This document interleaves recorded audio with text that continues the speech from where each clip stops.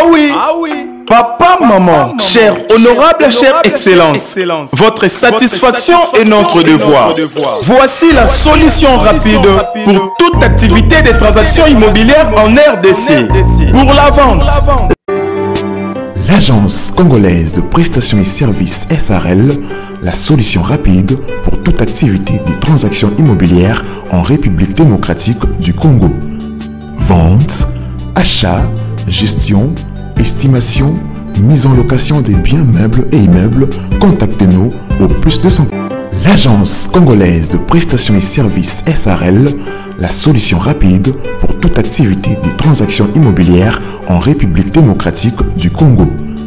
Vente, achat, gestion, estimation, mise en location des biens meubles et immeubles, contactez-nous au +243 85 27 79 630. Vous avez une parcelle à vendre, un terrain, une villa, une construction. Oji mamacita, tu demandes de qui de moi de nous pour toi je t'ai redessi massa. Vas-y mamacita, Oji mamacita, en plein ensemble je t'ai dit je t'aime à travers le Milinga. Oji mamacita, tu demandes de qui de moi de nous pour toi je t'ai redessi massa. Oji mamacita, en plein ensemble je t'ai dit je t'aime à travers le Milinga. Quand je pense à toi je suis pas allé, je suis BG encore. Tu t'en fous de mes reproches et de mes erreurs qui sont moches. La bonne j'arrange mes souvenirs dans la rue, je deviens rail quand je suis dans le...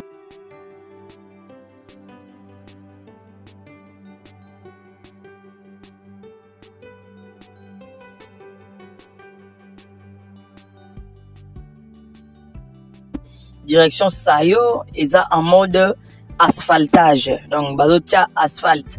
Yango tolobaki lelo to relaxana le pan ote tozo banda na quartier parce que bato belé a connaît pas à demander. Donc pour la ba o ba eba kité Birmanie Sayo na minute oyo eza en mode asphaltage. Bon monde ba te zoomer ba ça misala to ekotala le pan mo eza morcellement na ngiringiri eza $45,000 à discuter. Donc abo monito tambola na direction Birmanie. Donc le pan eza entre direction Sayo na direction Birmanie na bakatikati wana meto laksa Birmanie parce que toko laksa mokili mobimba te toko laksa te to laksi koto te tozo laksa côté moko yango moni to laksa Birmanie parce que Birmanie déjà évolué makasi par rapport à la direction Sayo. Donc wana awa to lakisi makadam toko tasiko aveni toko tana aveni.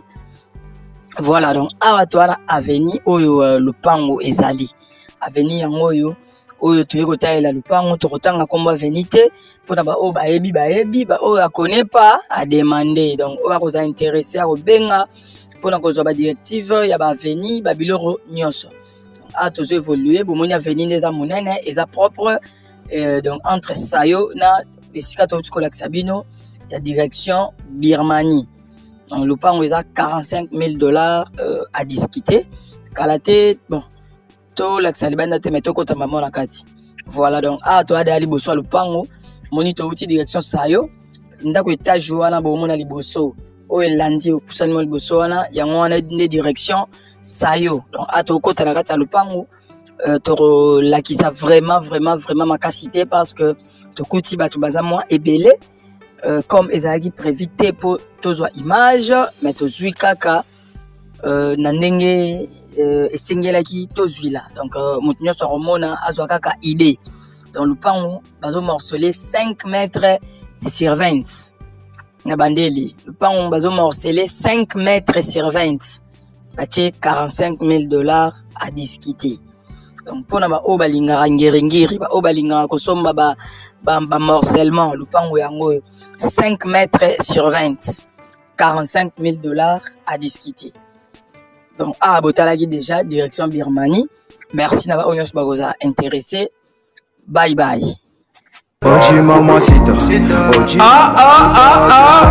Kinshasa papa mama solution pona koteka mapango na bino na lombango ba concession pe ba terrain na bino emonani agence congolaise de prestations et services la solution pona koteka lombango na lombango yo moto oyo ozana ndaku ya koteka terrain vide ya koteka pe concession ya koteka olingi oteka na lombango pe na ba condition ya bien contactez agence congolaise de prestations et services Yami Balé olingi pe osomba ndaku terrain to pe concession na ba condition ya bien pe avec toute sécurité contactez agence congolaise de prestations et services benga biso na ba numéro oyo tozali kopesa plus 243 85 277 90